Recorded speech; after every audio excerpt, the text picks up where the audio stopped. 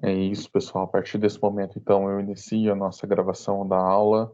Nós estamos na semana de número 13. Hoje é dia 13 de 5 de 2020. Nós vamos falar, nós vamos encerrar a aula passada, né? A respeito dos papéis sociais e das representações sociais do que é o masculino e o feminino, sobretudo o que é a paternidade, a maternidade, que é o principal desafio, talvez, da vida adulta, uma vez bem estabelecida, né? E em seguida nós vamos falar a respeito dos dilemas da vida adulta e vamos tratar do início do envelhecimento, final da vida adulta enquanto papéis sociais a serem estabelecidos, mas papéis sociais já estabelecidos e próximos passos, né? Então, nós vamos falar, encerrar a unidade 3 com isso. Papéis sociais e depois dilemas, né?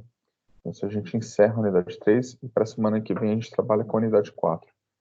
Tem um slide para mostrar para vocês a respeito da, do cronograma de aulas, né? Como a gente vai se organizar. Eu já vou falar com vocês a respeito disso agora no começo. E aí depois eu sigo com a aula. Deixa eu mostrar para vocês um detalhe aqui na minha tela, que é este daqui. É o seguinte, pessoal, nós temos ainda algumas semanas pela frente, nosso cronograma é esse, né? Essa semana que nós estamos agora é a semana do dia 11/5, ela começa na segunda-feira, dia 11, e vai até a sexta-feira, dia 15, né? Hoje é dia 13, quarta-feira. Nossa semana 13 do AVA e última aula da unidade 3. Nós temos, portanto, mais 3 semanas pela frente, dia 18/5, 25/5, dia 1º/6, e essas 3 aulas correspondem às três aulas da unidade 4, quando a gente vai falar a respeito da velhice, né? Em seguida, a gente tem a semana do dia 8/6, que é a semana de provas do tipo DI.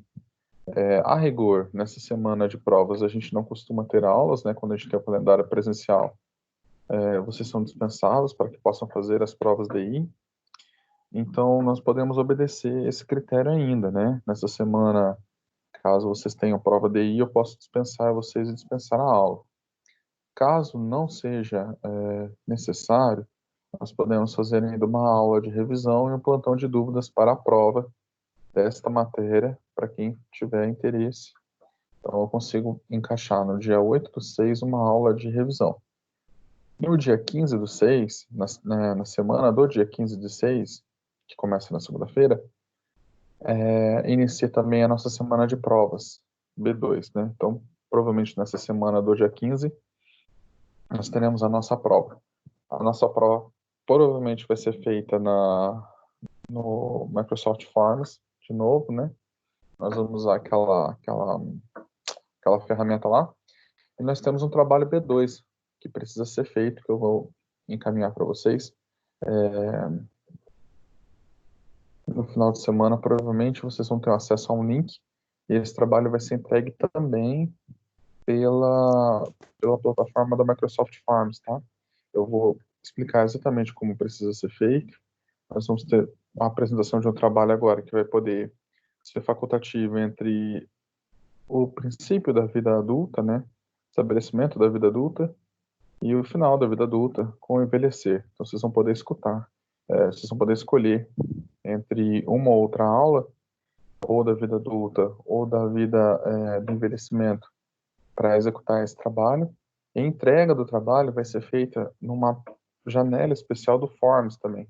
Eu vou passar o link para vocês, e vocês vão digitar esse trabalho no Word ou no teclado do celular, para quem conseguir fazer dessa forma. E aí vocês vão colar lá no Forms. Então vocês vão usar aquela estrutura lá para entregar o trabalho. O resultado é que daí eu vou conseguir ter mais agilidade, mais celeridade para corrigir e vai ficar tudo concentrado num lugar só. Vai facilitar a vida na hora de acessar os trabalhos de vocês, né? Todos entregam pela mesma via. Forms não costuma dar problema. E ele tem outra vantagem, que é a vantagem de que eu posso programá-lo para que ele encaminhe para vocês uma resposta de que o trabalho foi enviado e recebido. Então, vocês conseguem já ter a clareza do processo no ato de entrega. Então, por isso a gente vai usar essa plataforma. Então, vocês terão a semana 14 para fazer o trabalho e terão que entregar ele na semana do dia 8. Então, vocês têm aí 4 semanas pela frente, né? Hoje vocês já podem começar a pensar a respeito do tema. Tal como no primeiro trabalho vocês escolheram um tema que é relevante para a adolescência, agora vocês escolheram um tema relevante para a vida adulta ou para o envelhecer, que trata da unidade 2 da unidade 3, da unidade 3 e 4 do bimestre 2, né? Então, a partir dessas unidades, vocês vão montar o trabalho de vocês. Nós temos mais esse período pela frente. Nesse cronograma, eu já estou considerando o fato de que a gente não volta a ter aula presencial nesse semestre, tá? Eu estou antecipando uma coisa sem ter a exata certeza de que vai ser assim. Mas, nessa antecipação, o meu objetivo é assegurar que a gente não vai ter mudanças de planos no meio do caminho, né? Caso a gente volte a ter aulas presenciais nessas últimas semanas, o trabalho ainda vai ser entregue da mesma forma e o esqueleto da prova ainda vai ser o mesmo. Inclusive, a gente pode até optar por fazer a prova virtual. Conforme for, eu consigo reservar a sala de aula e a gente faz o Microsoft Forms de forma virtual mesmo, né? Então, nada daqui vai ser perdido. Caso a gente não volte a ter aulas presenciais, o restante do bimestre ele já está bem orientado, está bem planejado, né? Então, hoje a gente está na semana 13 e, portanto, na sessão 3 da unidade 3, né? Bom, deixa eu compartilhar a tela do navegador com vocês para a gente poder falar a respeito da aula propriamente, né?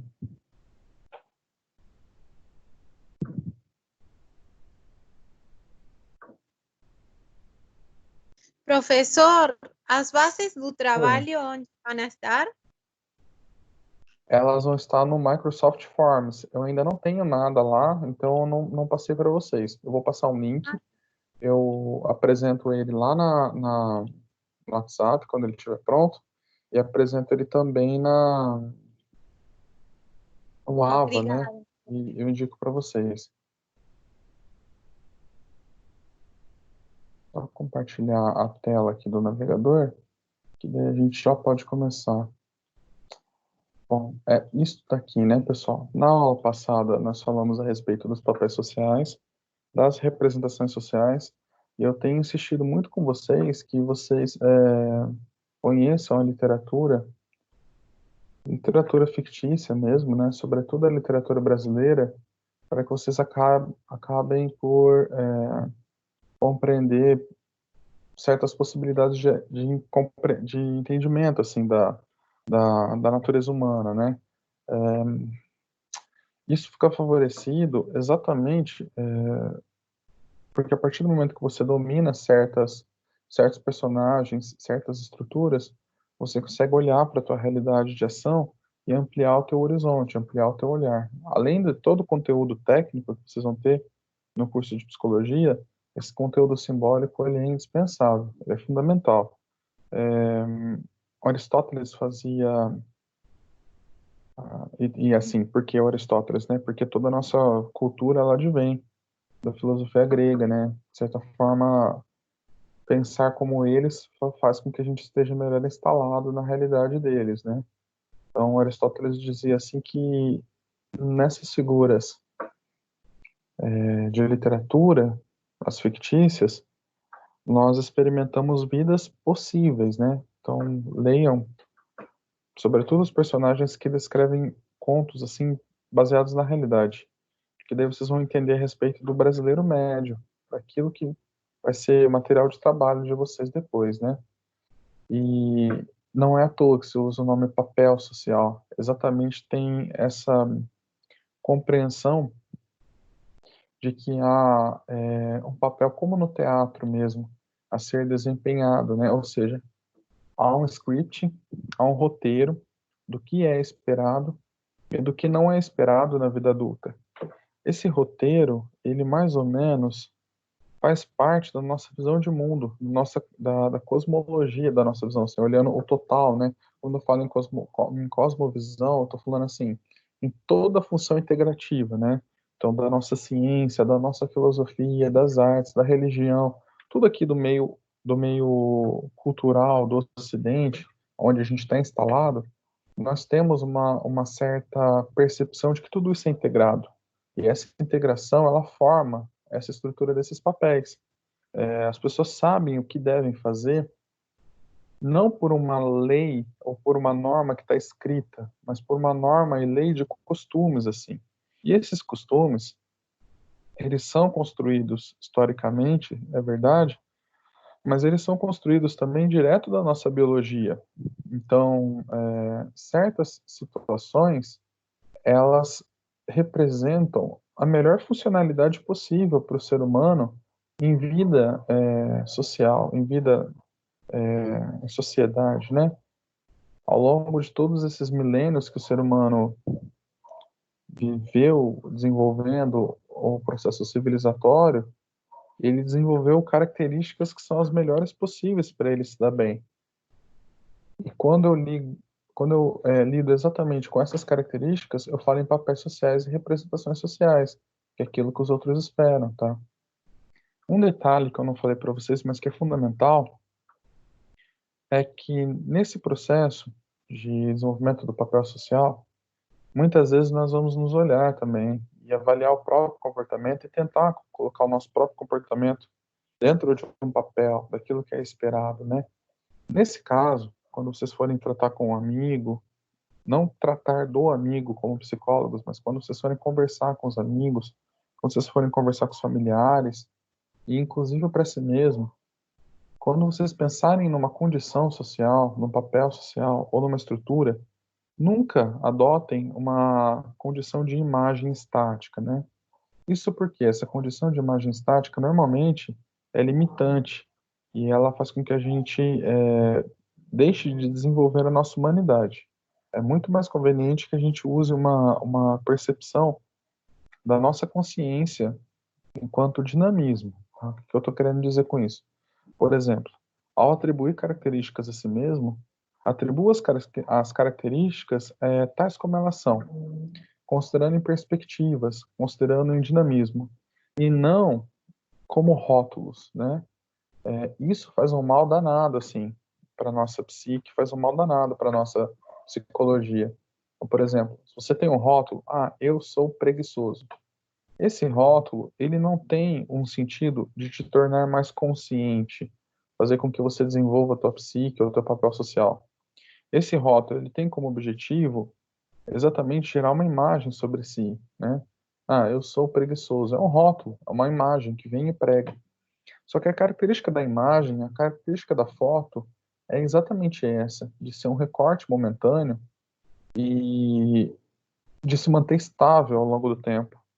Eu só consigo fazer esse rótulo de pessoas que já morreram, de pessoas falecidas, né? Eu posso olhar na história, pegar um sujeito e a partir da vida dele contada, aí eu consigo fazer uma rotulação ou uma imagem, exatamente porque eu consigo olhar o maior tempo da vida dele que ele viveu daquela forma. Eu consigo falar, personagem por exemplo, o Einstein, ele era um sujeito inteligente. Eu consigo fazer essa imagem, porque ele não vai mudar. O Einstein que a gente conhece agora vai ser o mesmo Einstein que nossos filhos vão conhecer e que nossos netos vão conhecer, porque como ele já veio a falecer, tudo que era possível que ele tivesse feito em vida acabou, né? Toda possibilidade ela acabou. E aí tem tudo aquilo que ele fez, aquilo que está construído.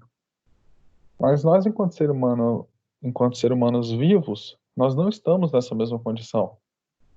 Então, eu não posso entender, olhar para mim mesmo e entender que eu sou preguiçoso e gerar esse rótulo, essa imagem.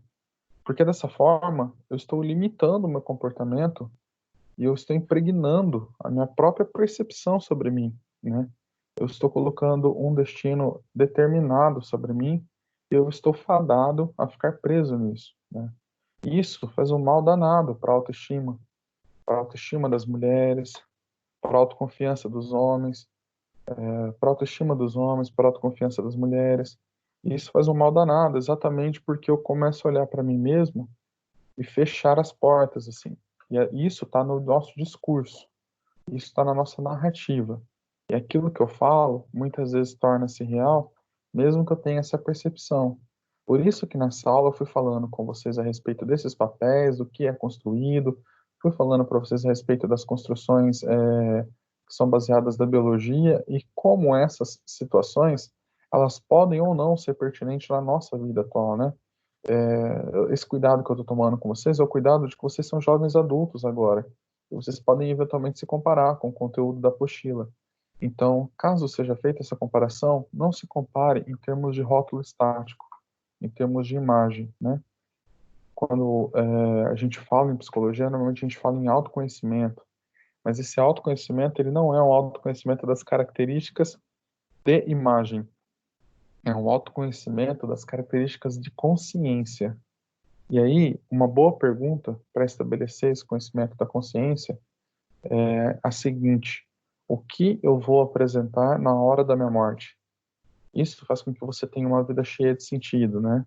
Que é exatamente uma das coisas que o próprio Dr. Viktor Frankl apresentou no livro dele, O Sentido para a Vida. É um livro que eu comento com vocês muitas vezes no curso. Embora não da minha abordagem, é da abordagem humanista, é muito conveniente que eu tenha essa percepção do meu sentido para a vida. O Skinner fala disso também, mas não de forma tão declarada assim, né? Bom, por que que é preciso ter essa questão do sentido para a vida? Para que eu tenha uma vida carregada de sentido e vazia de arrependimentos, vazia de vazio, né? Exatamente, eu vou tentar tirar da minha vida esses vazios todos que vão se acumulando.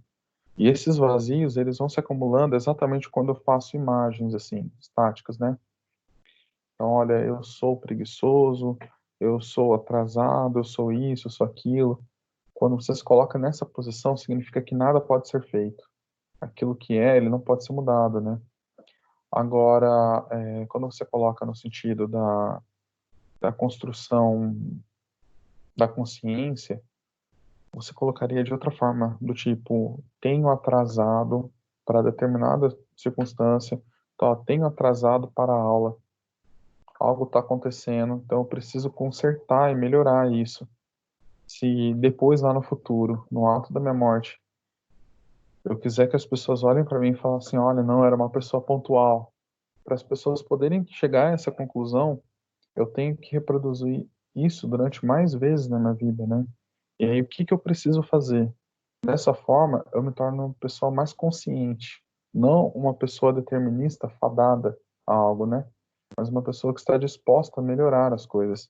Então, isso é muito importante. Quando vocês forem lidar na clínica, isso é muito importante também na psicologia.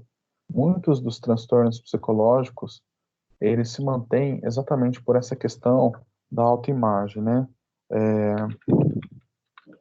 alguns transtornos que geram a deformação da percepção da autoimagem, eles exatamente são difíceis de serem tratados por conta da própria estrutura da imagem formada. Então, no caso da anorexia, por exemplo, do transtorno alimentar de anorexia nervosa, um traço recorrente, ele é mais incidente em mulheres do que homens, né? Do que homens, então ele acaba atrapalhando a autoimagem das mulheres e, portanto, a autoestima delas também, né? Um traço recorrente é que as moças com anorexia, elas tendem a olhar para uma imagem construída. Elas não tentam, ou elas perdem a habilidade de olhar para a consciência da situação, né? Então, ao se olhar no espelho, essa autoimagem ela é tão forte que ela chega a distorcer a própria percepção da realidade, né? Então, é bem comum que haja o discurso, o relato de que as moças se olham no espelho e permanecem se enxergando acima do peso, se enxergam gordas, mesmo quando o corpo já não está mais com nenhuma gordura, né? Com nenhuma condição de ser taxada dessa forma.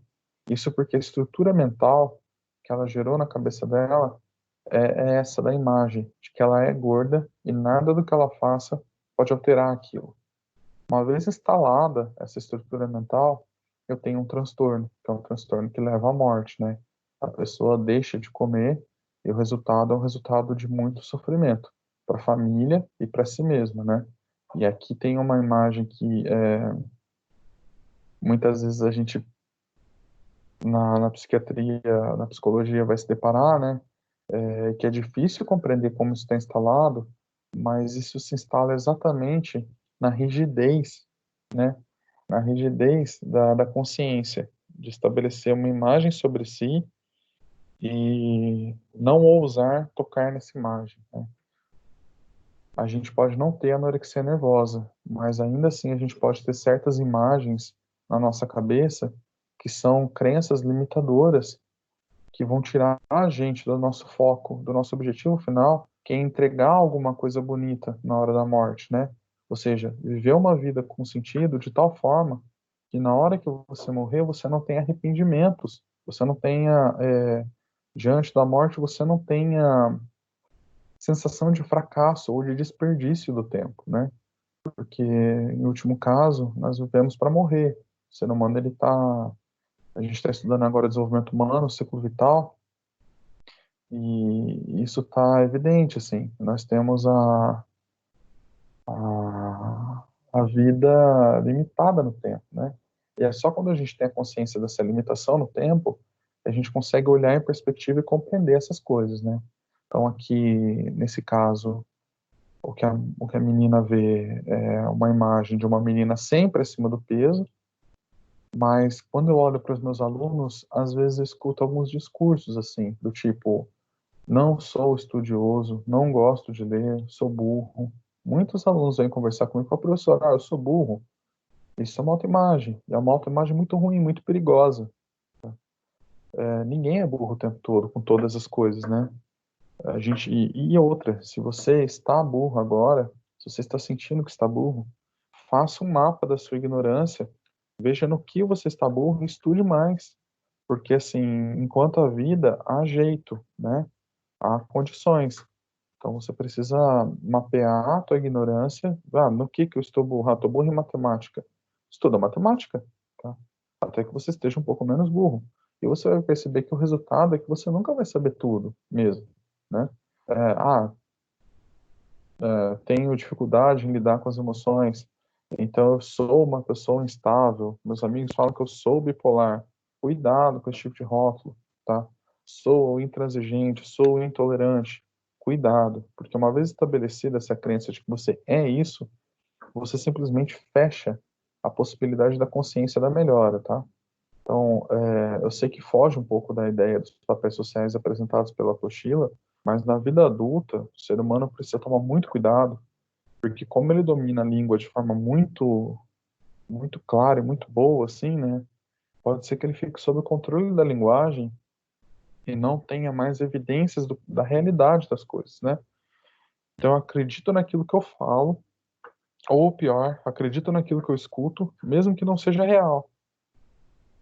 É muito perigoso isso para os adultos. O adulto não se colocar mais, né? A criança, ela tem um movimento de explorar o mundo, de ser curiosa, de não ter medo de errar, né?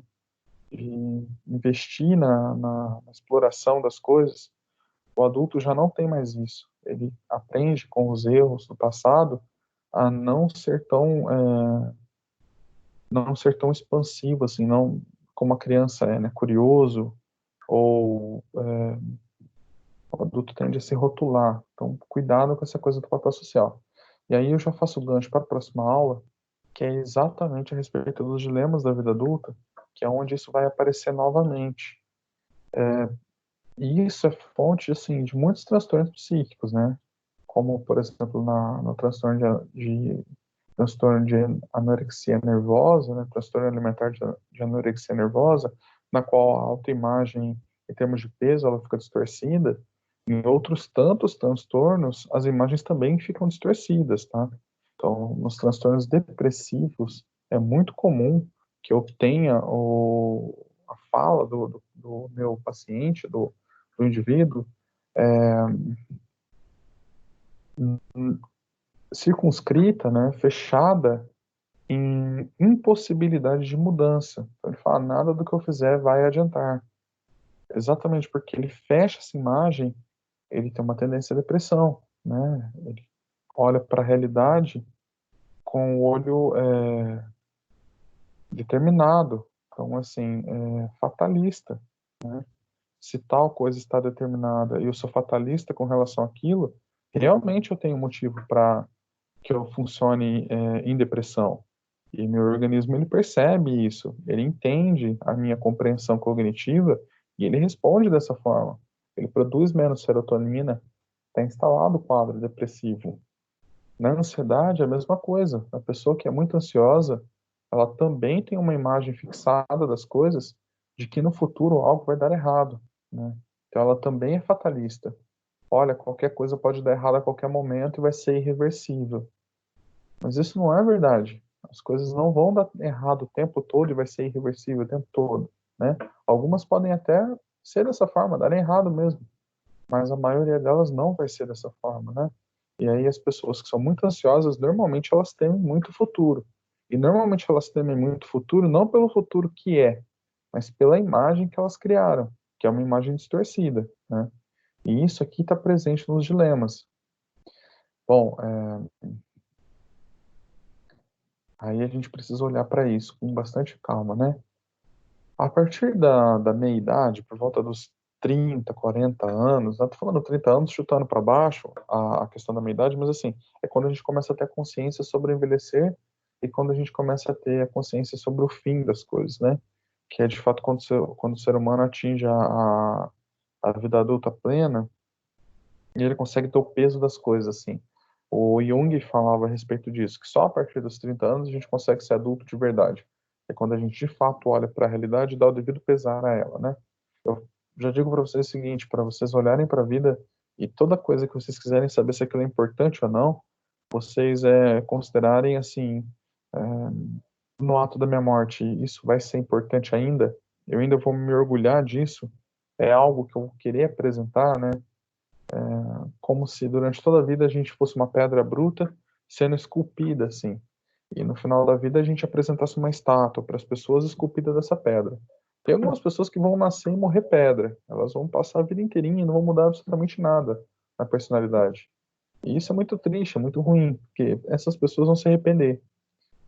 Em diversos estudos que falam a respeito de pacientes com câncer em estado terminal, esses estudos têm sempre um ponto em comum, assim, que a maioria dessas pessoas, quando falam de arrependimento de vida, elas falam de arrependimento de coisas que elas deixaram de fazer, não de coisas que elas fizeram, né? O que eu tô falando não é para vocês também tacarem assim, então agora eu vou fazer tudo quanto é coisa feito maluco. Não é isso. É assim, elas deixaram de fazer coisas porque elas sentiam que não tinham condições de fazer. Aquela coisa da imagem fatalista que eu estava falando um pouco mais atrás ali para vocês. E isso realmente gera esse mal-estar. Agora, outras pessoas, elas vão nascer como uma pedra bruta, e aquilo vai ser esculpido como uma estátua bonita, né, entalhada. Sobretudo, aquelas características que eu tenho mais dificuldade de desenvolver, são essas as que eu preciso me esforçar e batalhar uma luta diária para ter aquilo na minha personalidade. Que tipo de psicólogos vocês vão querer ser no futuro, né? Vocês precisam começar a entalhar esse psicólogo agora. Que tipo de pessoa vocês vão ser no consultório ou na vida prática de vocês? Como vocês vão ajudar os outros? Então, vocês precisam trabalhar a personalidade de vocês também. Além desse conjunto teórico que vocês estão tendo, técnico e teórico, do que é psicologia, vocês precisam de recursos linguísticos e precisam de prática, né? Vocês precisam trabalhar sobre a personalidade de vocês, né? E isso vocês conseguem por via desse esforço da autoconsciência. O que eu tenho agora, quais elementos eu tenho agora e quais elementos me faltam. A partir do momento que eu sei quais elementos me faltam, eu consigo rastrear, mapear a minha ignorância e ir atrás de novos. E o ideal é que você sempre perceba coisas faltando, porque daí você vai sempre aprimorar a sua personalidade. E isso é muito bom, porque você vai sempre crescer. Você não entra em declínio, né? Você não perde o sentido para a vida. Bom, o que acontece com os adultos após a meia-idade? Aqui a apostila está se referindo a pessoas acima dos 40 anos, né? Mas eu digo para vocês que a partir dos 30 esse pensamento já aparece. E de qual idade estamos falando se vivemos cada vez mais? O que é a meia-idade, né? Afinal de contas, se a expectativa de vida das pessoas está se esticando, né? Não é de hoje que circulam notícias sobre o aumento da expectativa de vida dos brasileiros. Então, assim, há algum tempo atrás a expectativa de vida era de 60 anos, depois a expectativa de vida foi para 70, agora está em torno dos 80 anos, 90. E eu vi uma notícia algum tempo atrás que já nasceu a pessoa que vai viver 120 anos, né? Cientistas especulam que algumas pessoas vão chegar aos 120 anos. É uma longevidade muito grande, né? Então, como você vai lidar com esse tempo de vida, né? Certamente, a evolução da medicina, a melhora da qualidade de vida, o acesso a serviços básicos de saúde tem impactado diretamente a longevidade das pessoas e, portanto, a psicologia, né, das pessoas também, né? Doenças que antes aumentavam a incidência de mortalidade infantil, agora, graças aos avanços tecnológicos e científicos, cedem espaço para doenças relacionadas ao declínio do corpo biológico. Então, assim, as crianças morrem menos por conta de algumas doenças, e o que acontece é que as pessoas realmente estão morrendo por velhice. O corpo biológico ele tende a decair. E às vezes tende a decair por conta de falta de prática, de exercício e tal, e não necessariamente a pessoa venha a falecer, ela pode chegar aí até uma centena de anos, né?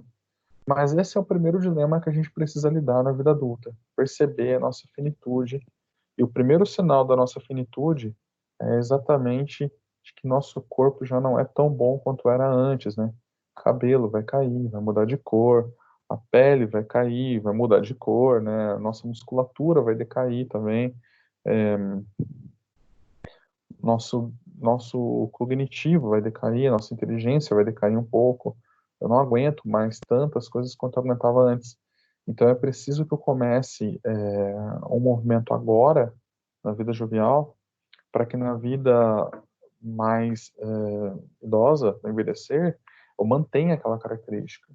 O Skinner, lá do behaviorismo, né, P.F. Skinner, ele tem um livro chamado Envelhecer Bem. Nesse livro, ele conta a própria vida dele, do envelhecimento, né? Ele foi um sujeito que morreu bem velhinho, e ele morreu bem velhinho e produtivo, assim. 2 anos antes da morte dele, ele tinha terminado de editar os livros dele, que são assim, Ciência e Comportamento Humano, que é uma verdadeira obra-prima, né? Ele estava continuando a editar isso, fazendo palestras, participando de eventos e congressos. Inclusive, no ano da morte dele, ele estava ativo ainda, né? Ele fez toda uma estrutura na faculdade, ele dava aula em Harvard, ele fez toda uma estrutura para acompanhar aquilo, para que o laboratório dele pudesse acompanhar os horários dele, a estrutura de saúde dele era coordenada, então ele tinha um tempo para fazer caminhada, a estrutura de peso, de alimentação, tudo isso era bem planejado, para que exatamente ele tivesse lucidez. E ele conseguiu lidar com o declínio do corpo, não com aquele olhar da imagem fatalista, né, de medo diante do futuro, mas com o olhar da possível expressão diante da realidade. A realidade é exatamente essa, a gente vai ter um declínio, né, biológico. E eu não consigo evitar esse declínio, não há como ir contra a realidade. Mas o que eu posso fazer é olhar para isso e negociar com isso, reabsorver em mim, né? Tem um autor chamado Ortega y Gasset, que ele tem uma filosofia, que ele diz o seguinte: nós somos aquilo que nós somos e mais as nossas circunstâncias. Encontrar a nossa vocação de vida, encontrar o nosso sentido de vida, ele está então instalado nessas duas situações. A primeira, na nossa biologia, naquilo que a gente é, e a segunda, naquilo que a gente vive, naquilo que a gente tem, né? E aí ele tem uma segunda frase que completa o raciocínio, que é a seguinte: a, a reabsorção, a reabsorção da circunstância é o destino concreto do homem, né? Quer dizer, quando você consegue olhar para as coisas, olhar para a realidade, tal como ela é, e reintegrar isso nos teus desejos, nas tuas vontades, na tua vocação, você consegue estabelecer um destino concreto, assim, né? E alguns de vocês fazem isso. Algumas pessoas da turma falam isso. Eu sou professor, eu sempre tive o sonho de ajudar pessoas, de ser psicólogo, de estudar mais, mas eu não tive oportunidade em outro momento da minha vida, e esse sonho está sendo expressado agora. Agora eu estou conseguindo. Que bom, quer dizer que você está reabsorvendo, e você precisa olhar para isso com amor, inclusive, né? Você precisa olhar para isso com o potencial de que quem tem essa experiência consegue articular melhor a experiência dos outros, né? Exatamente porque você experimentou a experiência de uma vida, de filhos, de outro trabalho, de outro emprego, é que agora você consegue olhar para esse trabalho e depois vai conseguir olhar para outras pessoas com mais dignidade, né? Você tem elementos vívidos e reais na tua personalidade que você conseguiu articular, né? E se você passar por eventualmente outros elementos desse tipo, mantenha esse mesmo olhar, tipo, você vai conseguir articular. Então, assim, fracasso financeiro, não tem coisa melhor para a vida da gente do que falir uma vez na vida, né? Pelo menos. Falir uma vez na vida faz com que a gente tenha um domínio sobre as circunstâncias.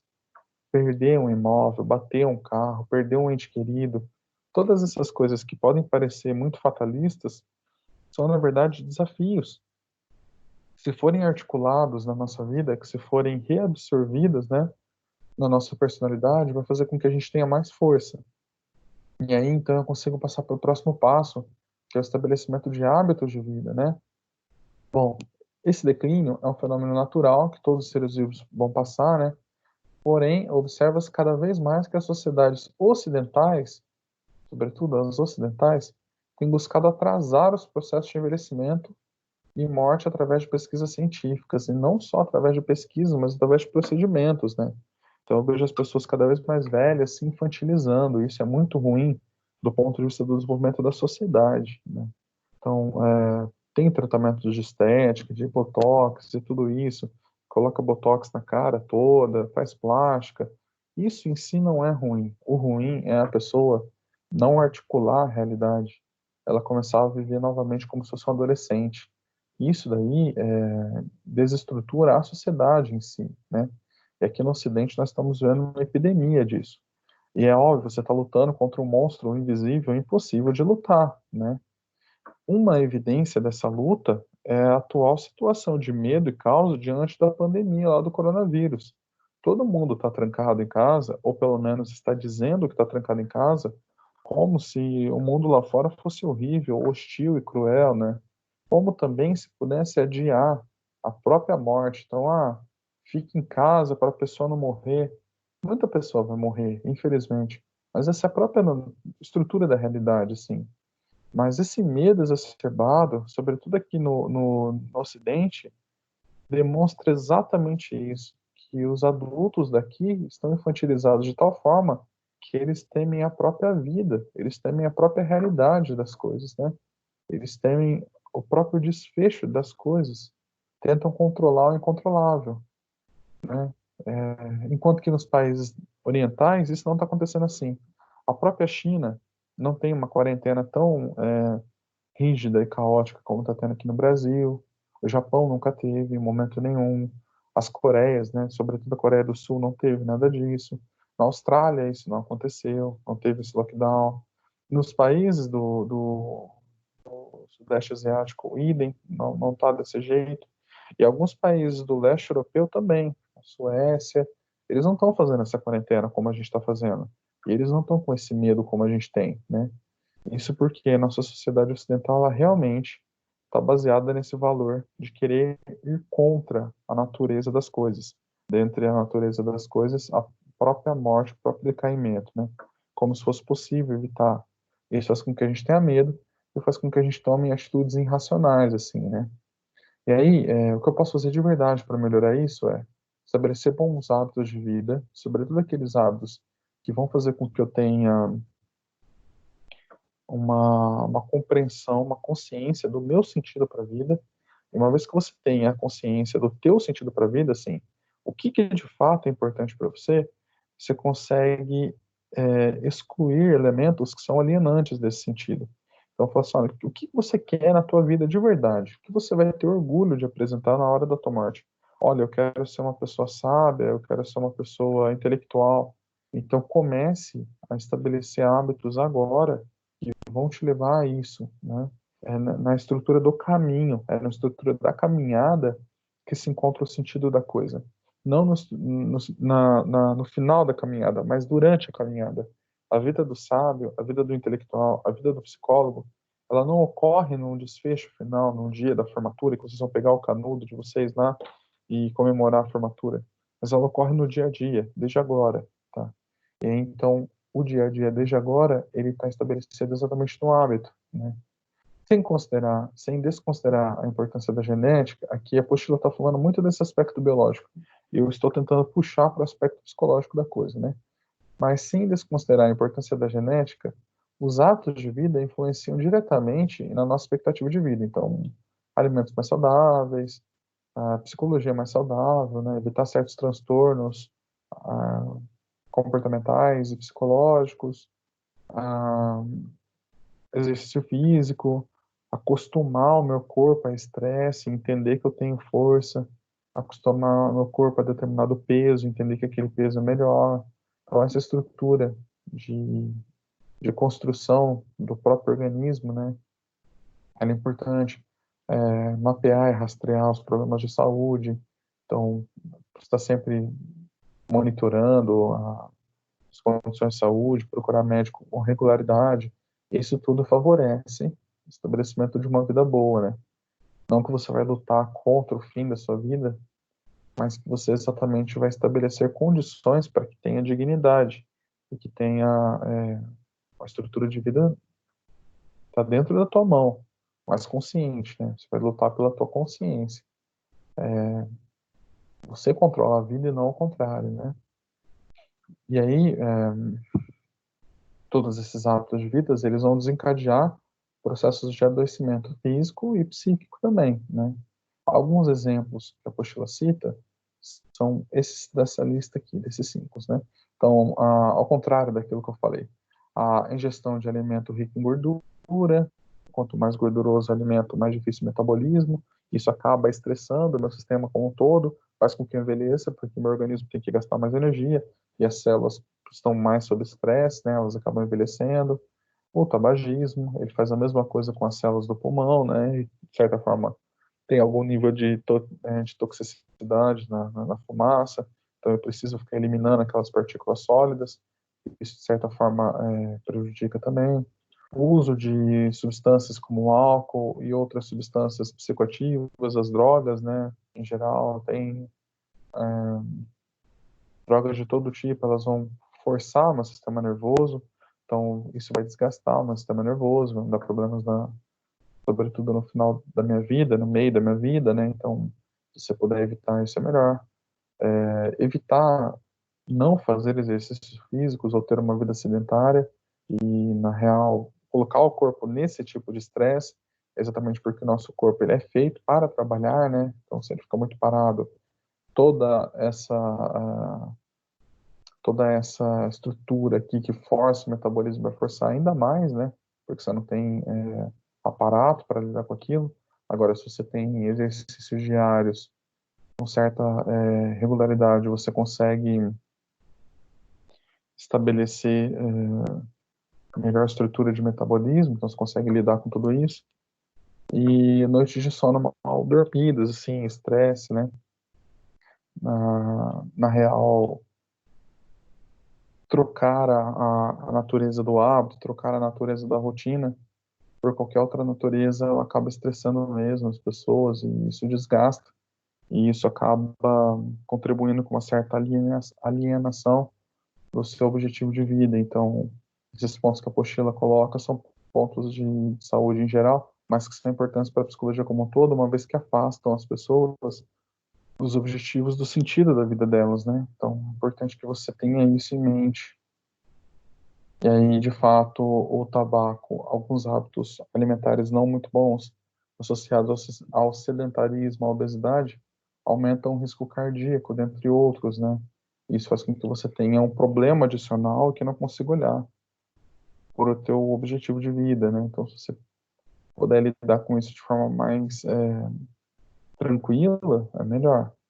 Então, quanto mais você puder lidar com a tua saúde e entender que essa é apenas uma parte da tua vida, mas não é o fim da tua vida, né?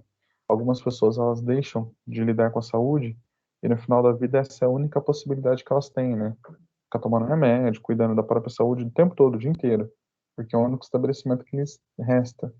Então, se você começa a lidar com isso agora, mais para frente você pode eliminar essa variável, né? E além disso, somos esses fatores uma questão de fase assim natural da própria vivência por toda mulher e mais para frente a gente falar das vivências naturais de todo homem. A primeira, com relação às mulheres, é a menopausa, quando eu tenho uma alteração no ciclo hormonal feminino, né? Por volta da meia idade, a estrutura hormonal feminina ela se altera de tal forma que a mulher não tem mais não tem mais os mesmos níveis de progesterona e estrógeno que um dia ela já teve, né? Esse evento em si, ele altera a estrutura feminina e faz com que ela precise adaptar à nova realidade, à nova condição, né? Então, é um decaimento biológico importante. De acordo com a OMS, a Organização Mundial da Saúde, né, a menopausa é um marco no período do climatério, né, definida como a última menstruação identificada retrospectivamente 12 meses antes da menorreia. A amenorreia é a ausência do fluxo menstrual. Então, assim, após a última menstruação, um ano depois, você consegue marcar o climatério. E a partir do climatério, você consegue caracterizar a menopausa. A menopausa ocorre exatamente por conta da alteração hormonal, né? A Anna Freud, que é aquela filha do Freud, ela compreendia o climatério, assim como a puberdade, como uma fase que as pessoas vão passar, sobre as mulheres vão passar por isso, né?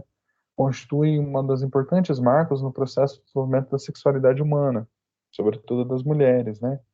E isso faz com que novas realidades precisem ser instaladas, né?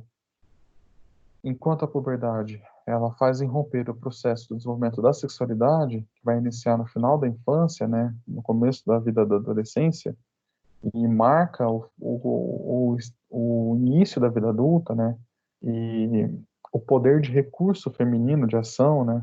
O recurso feminino de ação, no sentido de que o período feminino da fertilidade, simbolicamente, ele é muito importante para as mulheres, que é quando elas têm maior poder de atração sexual, é quando elas têm maior poder de estabelecimento de relações amorosas, exatamente porque o corpo está na melhor forma e também na melhor forma física e na melhor forma reprodutiva, né? É a ferramenta de ação principal das mulheres, a sensualidade, a beleza, isso é o mais marcado, né? Enquanto a puberdade marca esse início, o climatério marca o declínio, o final. E caso você não tenha aprendido a lidar com essa fase, e compreendido que isso é uma fase, o climatério também vai ser o responsável por uma visão de sofrimento, né? E aí a apostila fala de sofrimentos neuróticos. Os sofrimentos neuróticos para Ana Freud são as neuroses que se formam a partir de conteúdos inconscientes reprimidos na infância e na tentativa fracassada de emergir ao consciente produzem sintomas. Nesse caso, a gente pode entender as neuroses como os sentimentos negativos em geral, né, que as mulheres vão ter. Caso elas experimentem o climatério sem uma vida de realização, distante de um objetivo e sem um preparo para esse momento, sobretudo se elas quiserem postergar esse momento ou ainda esticar o período da juvenilidade, então inevitavelmente elas vão sofrer por isso, né? O climatério, quando ele começa a ocorrer por volta dos 45, 50 anos e vai estar bem estabelecido por volta de 60, ele exige que o desenvolvimento psicológico seja outro, né?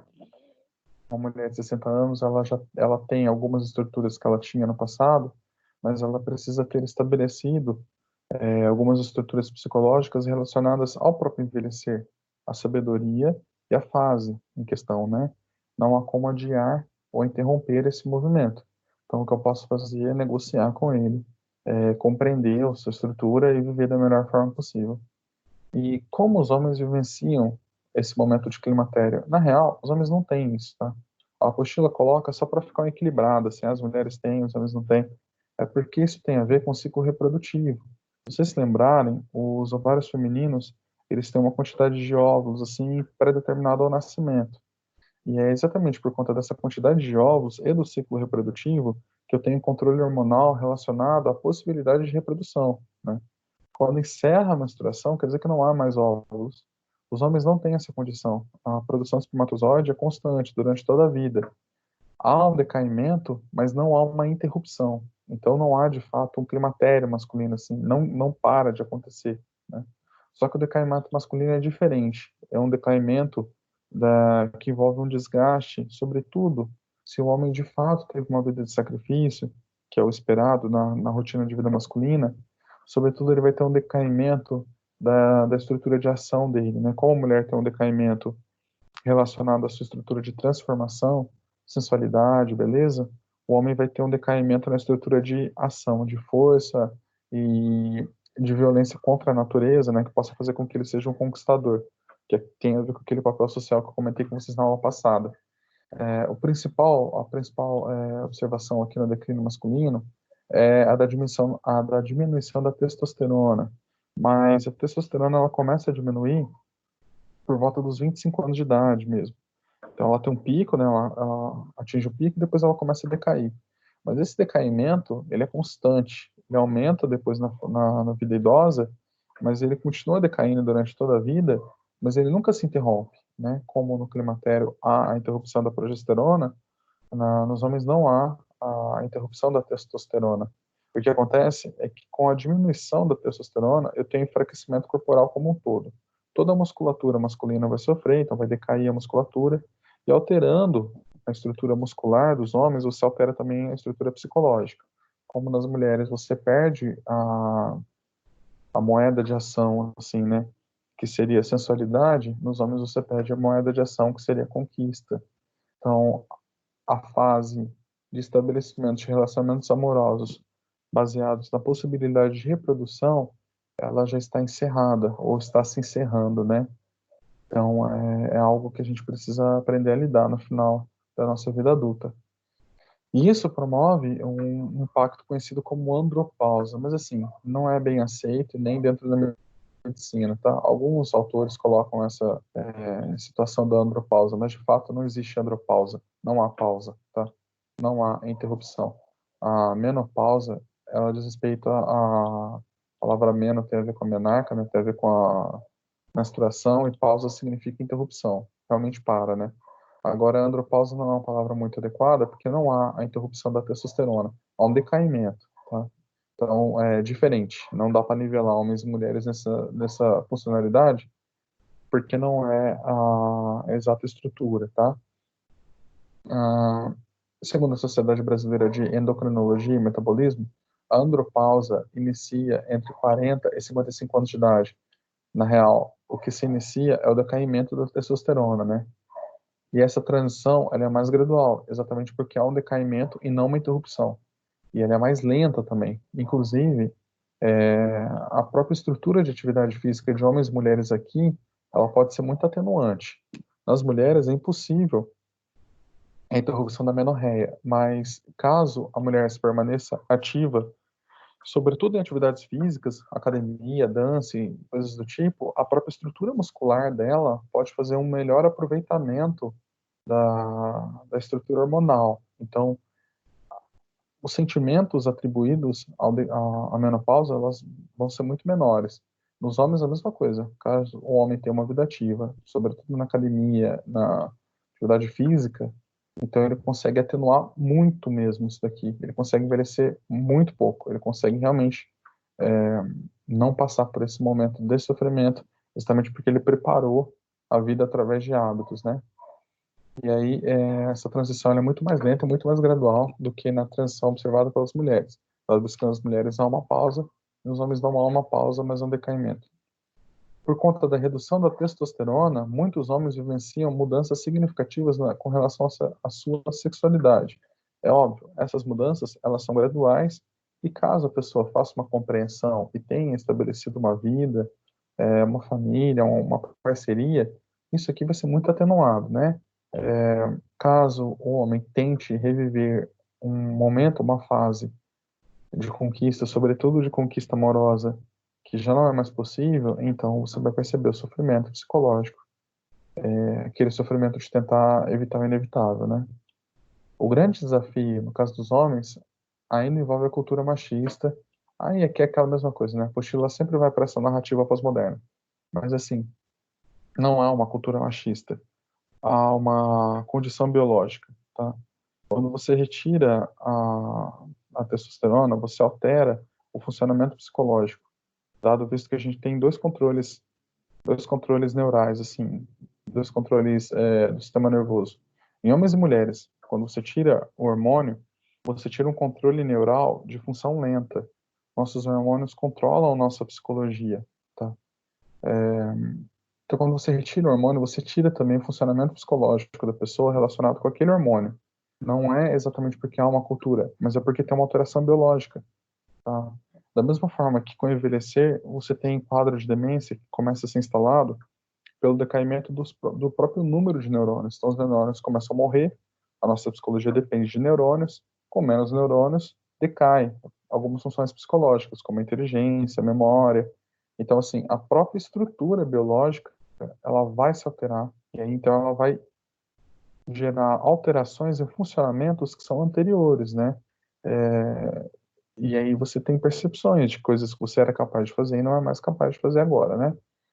E aí, assim, vai envolver uma cultura machista, assim, não é bem uma cultura machista, mas assim, os homens têm uma tendência ao autocuidado menor e ao longo da biologia isso foi selecionado e, de certa forma, na antiguidade era até bom que era assim, porque apenas quando tem o autossacrifício e a autonegligência é que eu consigo olhar para minha prole e para a mulher.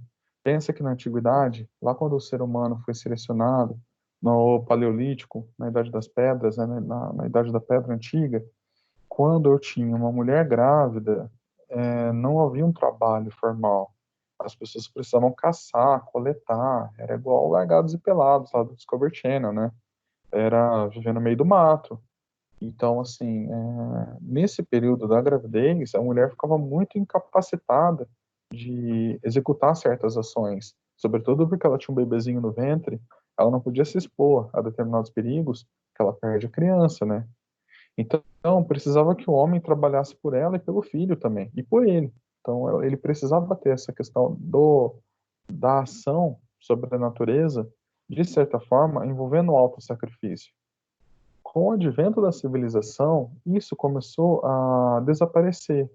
A civilização ela faz com que eu não precise caçar mais, eu consigo manter uma certa condição de bem-estar para a mulher, mesmo se ela permanecer ativa, né? Ela pode trabalhar nos trabalhos atuais, mesmo grávida, não tem problema. Uma professora, uma empresária, ela vai conseguir, né? Agora, se uma pedreira na construção civil, aí é mais difícil, porque ela vai lidar com esforço físico que pode comprometer a saúde dela, né?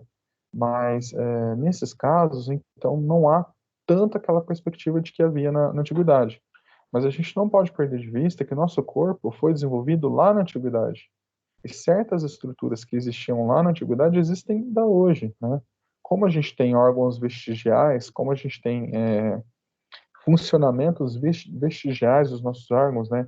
Apêndice, por exemplo, é um órgão vestigial, perdeu uma função que anteriormente tinha, né? E que está desaparecendo, está cada vez menor. Nós temos também comportamentos vestigiais. Então, assim, nós somos estruturas psicobiológicas antigas vivendo no mundo moderno, tá? Então, não se trata propriamente de uma cultura machista, mas o homem ele tem uma certa autonegligência com o próprio cuidado, exatamente para que ele não seja negligente com a namorada, com a mulher, com a esposa e com os filhos, né? Se tudo correr bem, tudo der certo, ele precisa priorizar a saúde da parceira e do filho, sobretudo, para que o casal tenha maior chance de sucesso, né? Então, assim, não importa se minha saúde está bem, boa, desde que a saúde do meu filho e a saúde da minha esposa, em primeiro lugar, estejam bem. Então, esse movimento é um movimento vestigial ainda. Não é bem que é uma cultura, mas há uma natureza, assim, há uma tendência, tá? E eu percebo essa tendência, inclusive, em outras espécies de primatas. como eu disse para vocês em outras aulas, existem estudos comparativos, né, entre homens e mulheres desde a da mais tenra infância. E o que você vê é que homens têm maior tendência a brincadeiras que resultam em lesão. As crianças do sexo masculino, elas brincam de forma a se machucar mais. Os homens se machucam mais desde quando nascem. E nos primatas, a mesma coisa é observada. Sobretudo no macaco bonobo, que é o de maior comparação com seres humanos. Ele é um primata grande, um tipo de chimpanzé, né? E nos estudos comportamentais da etologia, se observa a mesma coisa. Os macaquinhos do sexo masculino, eles se machucam mais. Isso quer dizer, há uma autonegligência com a própria saúde, né? Entretanto, eles são mais observativos do machucado dos outros. Então, assim, eles tendem a ficar mais atentos às outras pessoas se machucando do que as mulheres ficam, né? Então, as mulheres têm um autocuidado maior e elas têm um pouco menos de cuidado com o externo, e os homens, ao contrário, eles têm um autocuidado menor. E isso, assim, é uma inclinação, tá? Não quer dizer que na regra, não quer dizer isso, que na regra todo mundo vai ser assim, mas há uma inclinação, há um vestigial, né? Há uma coisa que vem da biologia. E aí, então, há uma baixa procura por tratamento, os homens não procuram mesmo os médicos, né? Assim, eles sofrem silenciosamente e sem orientação. Mais ou menos, sofrem silenciosamente daquela forma que eu falei para vocês, se não tiver uma estrutura de percepção de que você vai envelhecer mesmo, tá? E vai desgastar a tua saúde. Caso isso esteja bem instalado, não há esse sofrimento, né? Tanto para homem como para mulher, envelhecer acaba sendo, inclusive, uma coisa ótima, assim, uma delícia, né? As pessoas envelhecem, quer dizer que elas estão aproveitando a vida, né? Então, precisa tomar esse cuidado, sobretudo nessa percepção da autoimagem. Quando eu tenho autoimagem estabelecida e essa autoimagem ela é discordante da realidade, sobretudo da minha consciência, aí eu tenho sofrimento instalado. Por isso eu comecei a aula falando a respeito do quanto é importante a gente descartar certos rótulos, certas autoimagens que a gente tem e focar nos nossos potenciais e na nossa consciência, né? E aí isso pode acarretar em quadro depressivo. Para homens e mulheres, né? O envelhecer ele pode resultar em quadro depressivo, exatamente naquela situação da autoimagem. Olha, nada do que eu fizer mais adianta, eu estou envelhecendo, a morte é inevitável, eu perdi o sentido para a vida, pronto, está estabelecido o quadro depressivo. Mas isso pode ser estabelecido no jovem também. É que aqui a própria circunstância ela acaba mostrando com clareza a finitude da vida e, portanto, isso vem mais forte, né? E é importante não confundir o quadro depressivo com o estado depressivo.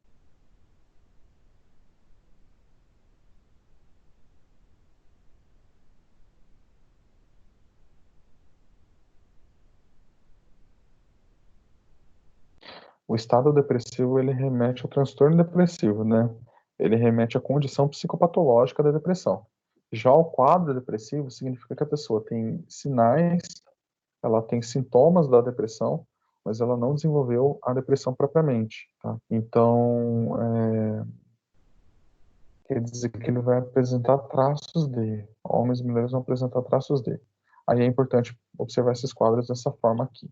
O quadro depressivo, ou transtorno depressivo, deve contemplar os critérios diagnósticos, tal como no DSM e no CID, né? Então, dentre os critérios, os principais são esses listados aqui, né? Essa lista de 9 critérios.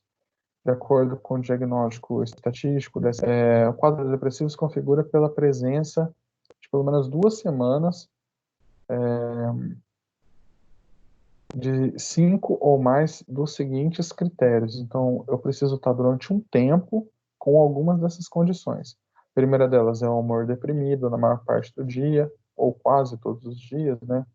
A acentuada diminuição da intensidade do interesse ou do prazer nas atividades que anteriormente eram prazerosas, perda ou ganho significativo de peso, sem estar fazendo dieta, regime alimentar, ou ainda alterada de dieta para comer mais calorias,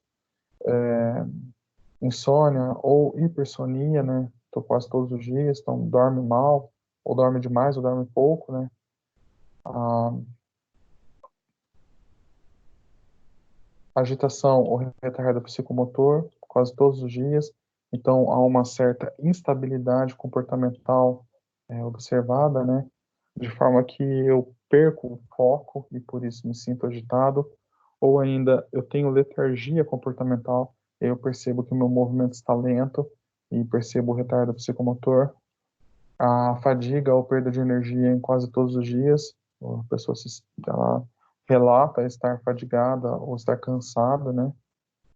Sentimento de inutilidade ou culpa, isso aqui já começa a estar mais claro com relação àquela questão da autoimagem que eu falei, né? Se você tem uma autoimagem instalada, fadada, então, obviamente, você vai se sentir culpado, que você não percebe a situação circunstancial da autoimagem, mas você a entende como uma impossibilidade de mudança, então você tem sentimento de inutilidade ou culpa excessiva ou inapropriada quase todos os dias, capacidade diminuída para pensar ou se concentrar, né?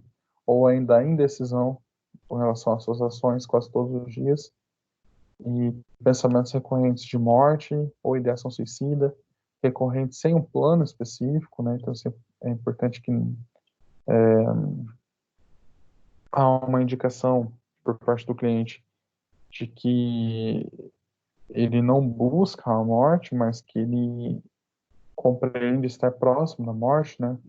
E pode também ocorrer uma tentativa de suicídio ou plano específico para cometer o suicídio. Então, nesses casos, quando há uma tentativa ou um plano, o psicólogo precisa ficar ainda mais atento, informar a família, informar outros profissionais, sobretudo médico, para que esse cliente seja devidamente acompanhado, né? Então, para eu poder caracterizar o transtorno de depressão, isso tem que acontecer por pelo menos 2 semanas, eu preciso ter 5 desses 9 aqui, né? E aí, então, o quadro depressivo ele vai depender dessa condição, apresenta sintomas. Os estados depressivos, eles estão relacionados a uma condição de entristecimento, muitas vezes relacionada a um momento de luto, sobretudo um momento de luto com aquela autoimagem de ter sido derrotado, ter perdido alguma coisa, né?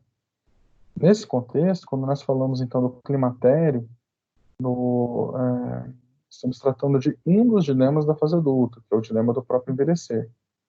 Por fim, vale ressaltar que mais do que ler esse material, esperamos que você, aluno, compreenda a importância do exercício do questionamento, da aplicação da ampliação crítica, da compreensão de seu lugar de sujeito inquieto e curioso do mundo, que não se cansa de aprender. O que a apostila está dizendo com isso vocês precisam viver muitas vidas, no sentido de estabelecer compreensões daquilo que o ser humano é capaz de vivenciar, para que vocês consigam estudar e compreender essas estruturas aqui, né? Que você exerça na sua profissão de psicólogo sempre o lugar de estudante das riquezas das complexidades humanas. E aí, a apostila tem um videozinho de encerramento, que eu sugiro que vocês assistam, que faz o fechamento dessa unidade 3, né? Ele vai repassar todas aquelas discussões que a gente falou. Mas, sobretudo, o que eu gostaria de falar para vocês agora, para a gente começar a caminhar para o encerramento da aula, é que, dentre esses dilemas, né, a apostila teve um enfoque grande na questão biológica, do próprio decaimento biológico, mas dentre esses dilemas, eu tenho também coisas que me servem e coisas que não me servem mais. Dentre elas, a própria atividade profissional, a própria estrutura profissional relacionada, né? Para algumas pessoas, a incapacidade de exercício profissional é real mesmo. Então, eu estou atendendo um senhor que trabalhou como pedreiro, trabalhou na construção civil a vida toda.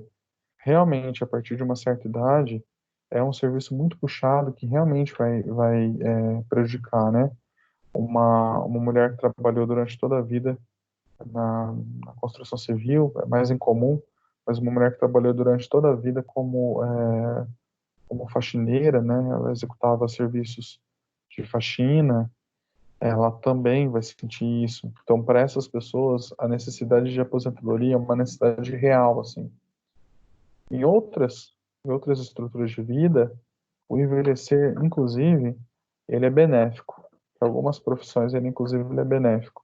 dentre elas a profissão do psicólogo, a profissão do professor. Psicólogos mais velhos, professores mais velhos, eles têm a vivência de vida ao seu favor. Como eles já viram mais modelos de vida possível, eles conseguem lidar melhor com as coisas da humanidade, assim. Como vocês são jovens, na maioria, assim, vocês são jovens, e vocês têm um caminho de psicologia pela frente, o que a gente vai fazer com essa leitura, com esse desenvolvimento, é uma espécie de envelhecimento forçado, né? Uma espécie de envelhecimento forçado. Então a gente vai buscar na literatura formas de compreender as diferentes possibilidades de vida, que inclusive fogem ao nosso alcance. Então, quando eu leio lá o Viktor Frankl, leio O Sentido para a Vida, eu estou lendo a vida de um homem que esteve presente na Segunda Guerra Mundial, no Holocausto, né? Ele era judeu, ele foi perseguido, ele foi torturado, ele realmente passou por coisas horríveis. Quando eu leio a experiência dele, aquilo incorpora na minha personalidade, de certa forma, passa a pertencer ao meu mundo simbólico. Eu consigo compreender o sentido do sofrimento humano em um nível maior do que a minha experiência factual me permitiu. Eu nunca participei de uma guerra, então eu não consigo saber o que é uma guerra se eu não tiver um relato com bastante verossimilhança daquilo que realmente aconteceu, de alguém que realmente sofreu aquilo, né? Então, um escritor de literatura, ele pega uma experiência ou da realidade, ou de uma realidade possível, né? Quando é um escritor de uma ficção, normalmente essa realidade possível tem a ver com um dilema filosófico que ele enfrenta, né? E aí, quando ele coloca aquilo em palavras, o que ele está fazendo é decodificando a compreensão simbólica daquilo. Então, quando eu leio lá a história do Viktor Frankl, eu leio a história do Skinner, leio a biografia dessas pessoas, eu estou absorvendo a vida daquelas pessoas a minha, né? Aquilo me deixa mais sábio, aquilo me envelhece. É um processo de maturação forçado. E não há como ser um bom psicólogo sem esse processo de maturação, né? Nos 17 anos, alguns de vocês entraram com 16, 17 anos na faculdade. Vocês não têm estrutura de experiência suficiente para lidar com certos problemas da vida, porque vocês nem sequer conseguem articular isso numa realidade possível, né? A perda de um ente querido, a perda de um filho, a perda de um casamento de anos. Você pode falar a respeito, mas você não pode ter propriedade daquilo. Então, para você aumentar essa propriedade, para você melhorar a tua condição como psicólogo, você precisa ler essas coisas exatamente para você favorecer aquela ferramenta básica chamada empatia. Há uma autora chamada Edith Stein, que é a autora que cunhou o termo empatia, né? Essa autora aqui. Ela escreveu sobre a empatia e ela descreveu o que é a empatia, ela descreveu do que se trata a empatia, né? E a empatia é uma ferramenta cognitiva que ela é utilizada pelo psicólogo no consultório e ela é uma ferramenta ativa, né? Nos dias de hoje é capaz de vocês olharem para a descrição do termo de forma distorcida, como se a empatia fosse uma espécie de sentir junto, né? Sentir o que o outro sente. Mas não é exatamente isso. É mais, ela exige uma capacidade ativa do psicólogo. E isso desgasta as pessoas, né? Isso me desgasta, porque eu tenho que fazer um esforço cognitivo para compreender o outro dentro dentro da própria perspectiva do outro, né? Eu só consigo entender a pessoa dentro da narrativa dela.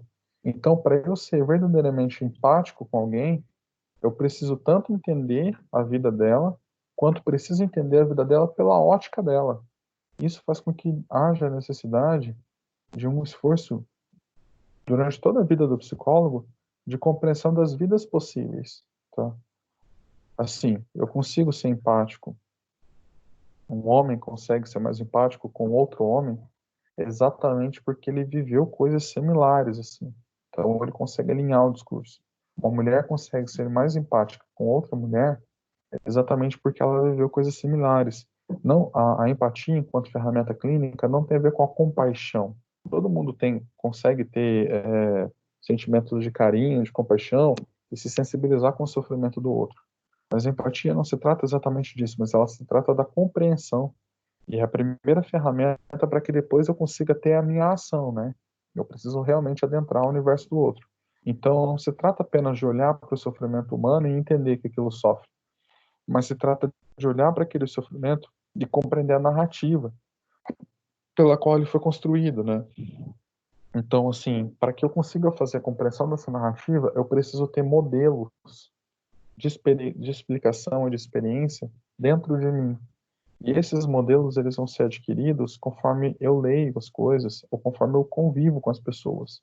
Então, vocês têm dois jeitos de serem bons psicólogos. Ou vocês se atiram no meio das multidões, assim, vão convivendo com as pessoas para ver as diferentes possibilidades de realidade, ou vocês leem coisas específicas e aprendem, né? A questão é que conviver com as pessoas no nosso dia a dia, a gente vai mais ou menos atrair um grupo que é muito próximo, é muito homogêneo com a nossa própria experiência. E cada um de nós é muito complexo, no sentido de que nenhum de nós é um personagem de livro. A gente tem uma vivência absurda, assim, de vários dilemas. Ao longo da vida, a gente vai viver de forma aprofundada, umas 20 pessoas, 50 pessoas no máximo, né? Então eu conheço de forma íntima meus pais, alguns amigos, alguns relacionamentos amorosos que eu tive, alguns familiares e só. Eu não tenho uma vivência íntima com todas as pessoas. E essas pessoas que eu tenho a vivência íntima, elas são tão confusas e caóticas quanto eu sou. Então eu olho para a vida delas e eu não consigo perceber um fio de narrativa assim com clareza. Agora, quando eu leio, por exemplo, Machado de Assis, leio Memórias Próximas lá de Brás Cubas, ao me deparar com a história do Brás Cubas, eu tenho uma condição muito conveniente que é a seguinte: primeira, que ele é um personagem fictício, então ele não tem essa intensidade caótica que as pessoas reais têm. Segundo, que ele é um personagem descrito dentro de uma forma linear, com começo, meio e fim. E as pessoas ao meu redor não têm isso também. Elas vão mudar, como eu disse para vocês. Nenhum de nós tem uma autoimagem, mas uma autoconsciência, né? A gente vai mudar durante toda a vida. E pode ser que a gente mude muito, nem se reconheça mais. Então você não consegue falar com clareza uma imagem do teu amigo, a não ser que teu amigo esteja falecido, né? Aí você consegue fazer uma imagem dele porque realmente ele não tem mais possibilidade de mudança. Quando eu falo do Brás Cubas, do Machado de Assis, eu estou falando de um personagem que está estático mesmo. Ele tem começo, meio e fim e acabou. Ele não continua mudando ao longo do livro. E quando eu olho para essa narrativa, para essa linearidade e entendo, né, assim, poxa, o Brás Cubas, antes de mais nada, ele foi um fracassado, no sentido de que ele foi um autossabotador. Ele tentava as coisas, ele queria as coisas, mas por uma espécie de soberba, de arrogância, ele nunca ia atrás de verdade daquilo que ele queria. Ele vivia de aparências, né? Ele era um auto-enganado, ele se auto-enganava. Meu, não tem coisa que mais existe no Brasil do que o auto-engano. As pessoas mentirem para si mesmas. Todo mundo sabe disso aqui no Brasil. Basta ver as promessas de final de ano, né? No dia 31 de dezembro, todo mundo promete coisas e sabe que é um auto-engano. E aí, no dia 1º, já esqueceu tudo, né? No dia 31, você tenta uma consciência, aquela consciência de plano que vai te levar a apresentar algo no final da vida, né? Então, no dia 31, você fala: olha, eu quero ser uma pessoa melhor, eu quero ser bom, eu quero ser um bom filho, eu quero ser um bom marido, bom, sei lá, quero trabalhar mais, quero ganhar mais dinheiro. Bom, dia 1º do outro ano acabou. Isso é o auto-engano típico do brasileiro. E se você quiser entender esse auto-engano com a clareza que ele exige, ao ler o Brás Cubas, você consegue. Uma vez que você consegue olhar para aquilo e nomear aquilo, no teu consultório, quando aquilo aparecer, você consegue dar nome para aquilo, né? Então você olha para o teu cliente e fala assim: olha, ele está fazendo um auto-engano, porque exatamente ele está fazendo como o Brás Cubas fazia. Quer dizer, esse personagem fictício de literatura, como ele é baseado numa experiência real do Machado de Assis, e como ele está aqui no Brasil e a gente ainda tem isso, ele me oferece condições narrativas de descrição. A partir do momento que eu consigo dar nome para aquilo, eu consigo observar aquilo no outro. E aí, quando eu consigo observar aquilo, eu consigo com clareza ajudar a pessoa, porque eu consigo ter empatia por ela, eu consigo entender de verdade o que ela está passando, né? É óbvio, eu não vou falar para ela, você está se auto-enganando, não vou ser cruel, nada disso. Mas eu consigo observar o movimento, tá? Como, por exemplo, se eu perguntar para vocês se, por exemplo, vocês têm clareza da diferença entre angústia e melancolia, melancolia e saudosismo, se você não tem a clareza literária do que significa angústia, melancolia, saudosismo, se você não sabe a definição exata de saudosismo e melancolia, você não sabe exatamente o que significam essas palavras, é muito provável que você não saiba exatamente quando você sente isso. E a impressão que você vai ter é que você nunca sentiu isso na vida. Ah, nunca me senti melancólico, nunca me senti angustiado, nunca me senti angustiado, talvez a gente tenha mais um pouco. Mas melancolia e saudosismo aqui no Brasil, nossa, é muito difícil. E aí, quando você não sabe nomear, você tem a impressão de que nunca sentiu, como se não existisse. E se aquilo nunca existiu, você nunca nomeou dentro de você, parece que nunca teve ali dentro, né? Você não consegue discriminar quando você está sentindo mal por aquilo, né? Por aquele motivo. Ah, eu não sei o que é saudosismo. Então, quando você está saudosista, você não sabe dar nome. E aí, quando você não sabe dar nome, você está com mal-estar, você fica num movimento assim, ah, sei lá, hoje eu não estou bem, não sei o quê. Eu fico acompanhando essas páginas de psicologia, psicologia do Buzu, psicologia não sei o quê do Facebook. Eu tenho reparado com uma série de quadrinhos que as pessoas começam sempre com sei lá, assim. Sei lá, tem dias que não sei o quê. Tipo isso daqui, ó. Nossa, o Facebook tá coalhado disso aqui. Sei lá, a sorte, não sei o quê, a letra da música, né? Sei lá. Aí tem tipo, sei lá, tá tudo coisado. Olha aqui, o que que gera essa falta de condição semântica das coisas? Gera esse absurdo aqui. Sei lá, tá tudo coisado. Meu, o teu cliente chegar para você e falar, sei lá, tá tudo coisado, e você não conseguir identificar o que é e falar para ele, tá coisado mesmo, pronto, você vai empurrar ele para um abismo, porque ele vai ter um problema existencial que você não vai conseguir ajudar ele a nomear, e uma vez que você não consegue ajudar ele a nomear, é uma pessoa cega no escuro puxando a outra pela mão. Vai ser um psicólogo ruim, que vai afundar ele. Ou pior, você vai ter uma narrativa zoada, que cabe na tua própria vida, você vai dar um conselho zoado para ele também. Então, se você é jovem, né, e aí você está atendendo uma pessoa que está com um casamento de 20 anos, por um fio, assim, né, aí a pessoa chega lá e fala, meu casamento tá por um fio. Você dá um conselho jovem. Ah, larga e arruma outro. Você é jovem ainda. Quer dizer, esse conselho serve para você, não serve para ele. Mas você não consegue perceber que isso não é bom, exatamente porque você não tem o domínio daquela vida possível. Você não consegue ter empatia. Não quer dizer que você não vai sofrer pelo sofrimento da pessoa, né? Não quer dizer que você não vai entender que ele está sofrendo. Você vai, mas você não vai conseguir acessar com exatidão aquilo que precisa. Aí, tipo essas coisas que é o pensador, né? Ah, sei lá, a vida às vezes fica mesmo complicada, blá, blá, blá. Quer dizer, não está falando nada com nada, não está explicando com clareza. Tá? Então, fujam desse tipo de coisa aqui, já agora, o quanto antes, comecem a fazer esse estudo literário, que vai por uma vida inteira, e eu não estou falando isso porque eu domino isso, não. Eu estou falando isso porque eu também estou fazendo isso, né? E todo psicólogo deve fazer isso durante toda a vida. Porque quanto mais você vai fazendo, melhor você vai dominando. E aí você consegue acessar melhor o teu cliente, né? Mas aí, como que vai funcionar o trabalho de vocês? Já que a gente tocou nesse ponto. Eu gostaria muito que vocês pegassem um personagem literário da vida adulta ou da vida do envelhecimento, né?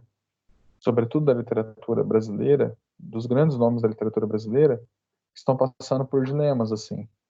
E eu gostaria muito que vocês lessem alguma coisa a respeito desse personagem e, ao lidar com esse dilema, utilizassem esse personagem para ilustrar, sobretudo com as passagens do livro ou do texto que vocês utilizarem para falar a respeito, tá?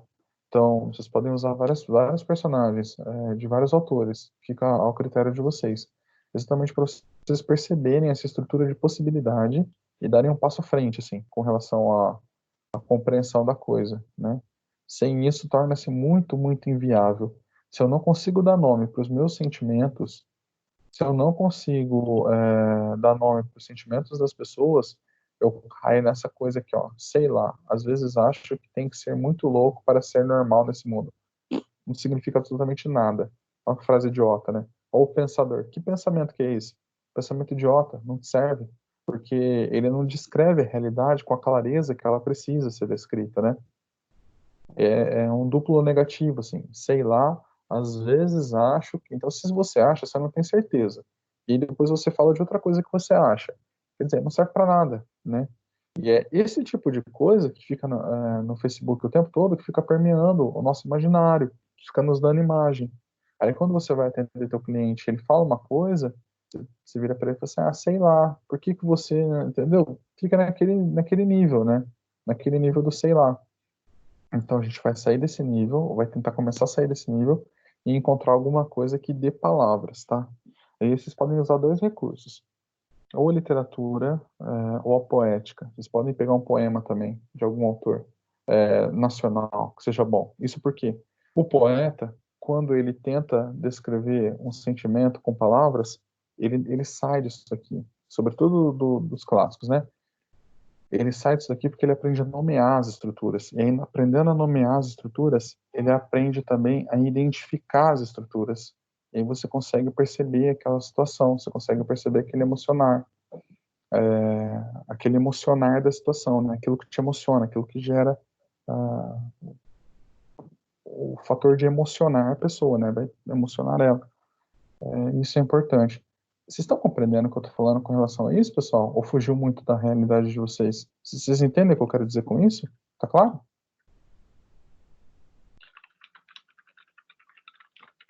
Tem alguém vivo ainda?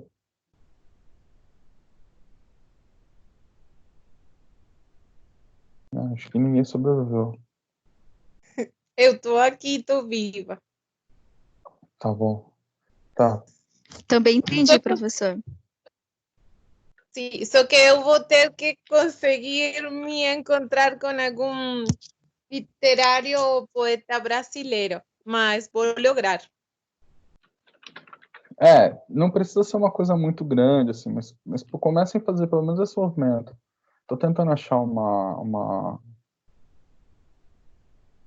esse poema aqui. Olha essa situação. Olha como é que é completamente diferente daquela coisa do sei lá, né? Olha isso aqui. Diego não conhecia o mar. Depois de muito caminhar, o mar estava na frente dos seus olhos. Tenta se lembrar da primeira vez que vocês estiveram na praia, né? É óbvio, para quem já esteve na praia, né? Para quem já foi até a praia. Tenta se lembrar de quando você chega na areia e anda até a água, né? Então, o Diego era pequenininho, uma criança, né? Não conhecia o mar. Depois de muito caminhar, o mar estava de frente dos seus olhos.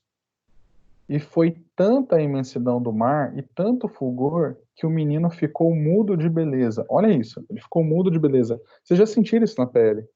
Se vocês recordarem, aconteceu alguma coisa que deixou vocês assim, paralisados, dado visto que a realidade se impunha de tal forma que você não conseguia articular palavras para aquilo.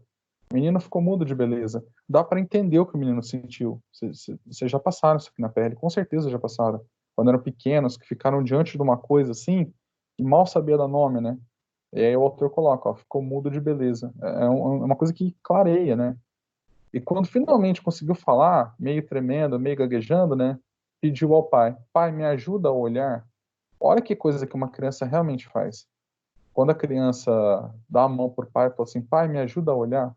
O que ela está falando, na real, é assim: Pai, você que é adulto e entende o simbólico, me ajuda a expressar aquilo que eu estou sentindo dentro de mim. Me ajuda a dizer o que está acontecendo. É óbvio que ele sabia olhar. Ele sabia o que era água, ele sabia o que era areia, ele sabia o que era o vento, ele sabia tudo aquilo ali. O que ele não sabia era aquela experiência que ele estava vivendo naquele momento. Entendeu? O Diego sabia que era areia, sabia que era água, já tinha visto o céu. Ele não precisava de ajuda para olhar propriamente. O que ele precisava de ajuda para articular a realidade. Percebe?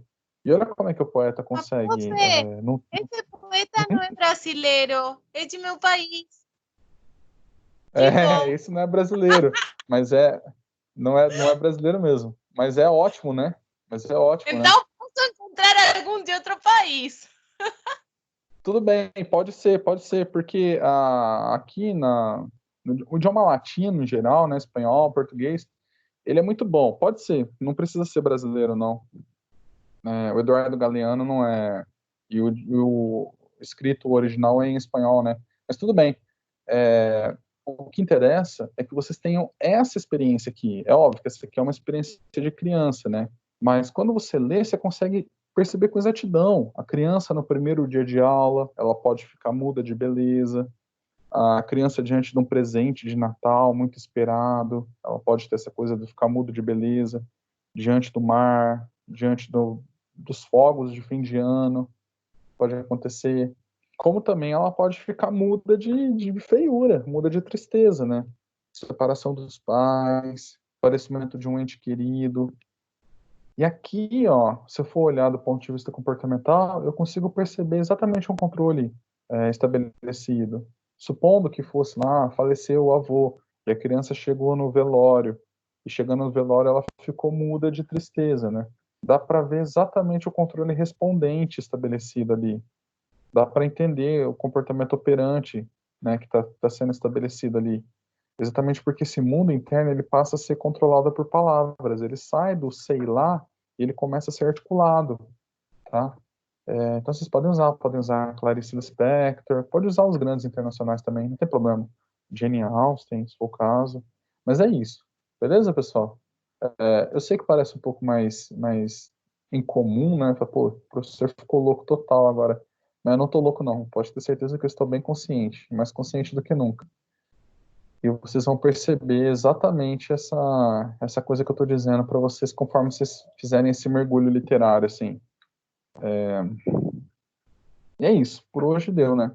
Tem alguma dúvida, alguma coisa que tenha ficado, pessoal? Aberto?